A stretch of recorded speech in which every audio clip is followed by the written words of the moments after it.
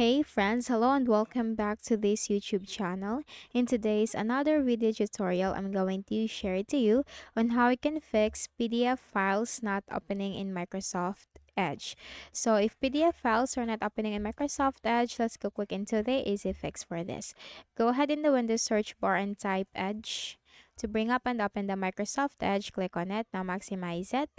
Then here you just have to simply click on the three dots at the top right corner. Scroll down and you will find settings, the one with the gear-like symbol. Click on that. Now here in the list of options on the left pane, you have to simply look for cookies and site permissions. Click on that. And here you will find all permissions that are applied across all sites. Click on that. Scroll down and you will find this option, PDF documents. Click on that. And here you will find always download PDF files. Make sure this button is off. PDF view settings, make sure this is enabled. And then close this.